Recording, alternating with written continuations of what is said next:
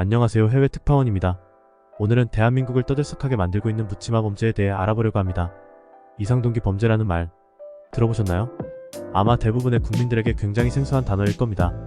2022년부터 경찰은 묻지마 범죄에 대한 공식 용어를 이상동기 범죄라고 규정하며 대응팀을 구성했는데요. 묻지마 범죄는 건수도 적고 일반 폭력행위와 동등하게 취급해왔기에 관련된 법령이 따로 없기 때문입니다. 그러나 묻지마 범죄가 다른 강력범죄와 다른 이유는 인과관계가 뚜렷하지 않고 특별한 동기와 대상이 정해져 있지 않아 대비하기 힘들며 무고한 사람도 범죄의 대상이 될 수 있다는 공포감을 주어 사회를 경직시키는 데 있습니다. 그렇다면 이런 범죄를 저지른 범죄자들에 대한 처벌은 어떨까요? 2014년 7월 27일 울산광역시에서 발생한 묻지마 살인의 범인 장성환은 "너는 돈도 안 벌어고 뭐하는 것이냐" 라는 아버지의 말에 주방에서 칼을 챙겨 나와 친구의 생일 파티를 마치고 집에 가던 18살의 여고생을 수차례 찔러 살해했습니다. 범행 직후 "대한민국이 싫다. 나 혼자 죽기는 그렇고 누구 하나 같이 죽어야 된다" 라고 말한 장 씨에게 울산지방법원은 징역 25년형, 위치 추적 전자장치 10년간 부착을 선고했습니다. 그러나 형법 제72조 1항 뉘우침이 뚜렷한 때에는 무기형은 20년이 지난 후 가석방을 할 수 있다. 무기징역을 받고도 20년의 형을 살면 가석방이 가능하다 라는 의미입니다. 현재 정부는 이상동기 범죄, 소위 묻지마 범죄에 대해서 가석방 없는 종신형 도입을 검토하겠다고 했습니다. 사실상 대한민국 형법상의 최고 형량을 구형하겠다는 말이죠. 미국 및 몇 개 국가에서는 이미 시행 중인 사항입니다. 그렇다면 이런 식으로 처벌 수위를 높이는 것이 묻지마 범죄에 대한 억제력이 될 수 있을까요?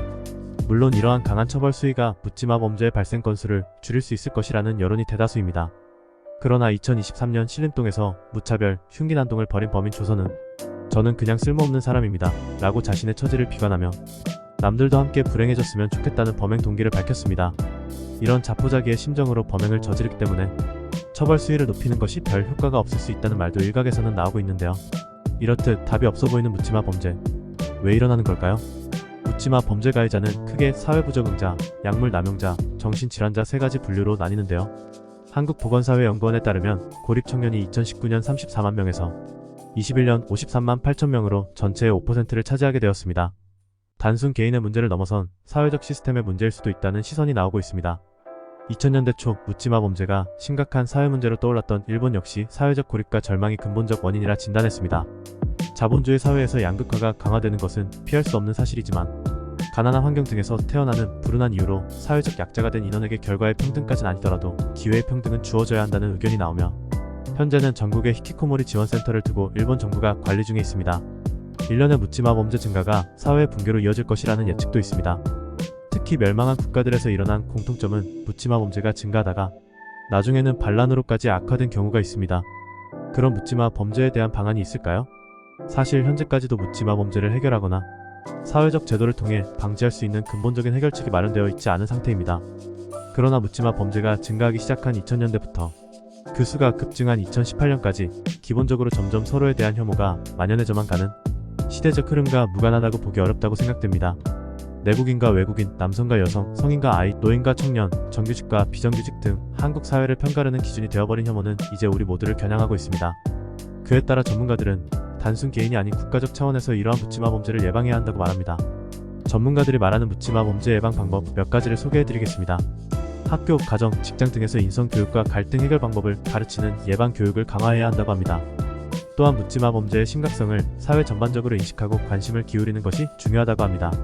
세 번째로, 언론은 디지털 시대에 더욱 중요해졌기 때문에 신중한 기사 작성과 모범 사례를 보여주어 묻지마 범죄를 예방하는 데 도움을 줄 수 있다고 합니다. 가정폭력과 학교폭력을 방지하고 그로 인한 스트레스와 부작용을 줄일 수 있는 환경을 조성하는 것 역시 필수적이라고 합니다. 이러한 예방 방법들은 개인적인 노력과 함께 사회 전반의 지원 및 협력이 필요하므로 일찍부터 국가, 지자체, 교육기관 등이 연계하여 집중적으로 관리할 필요가 있습니다. 마지막으로 묻지마 범죄 흉기 난동에 대한 대처법을 알려드리며 마무리하겠습니다. 가장 중요한 것은 최대한 멀리 도망치는 것입니다. 만일 도망칠 여건이 안되고 흉기를 든 상대와 대치하는 상황이 발생하면 가방이나 우산 등을 활용해 거리를 두고 저항해야 합니다.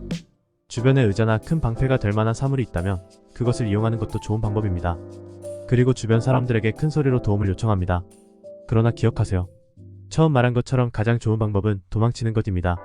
최선의 방어는 범죄를 마주하지 않는 것이니까요. 지금까지 묻지마 범죄에 대한 전반적인 사항들에 대해 알아보았습니다. 여러분은 차츰 증가하는 강력 범죄율에 대한민국이 어떻게 대처해야 한다고 생각하시나요? 지금까지 해외 특파원이었습니다.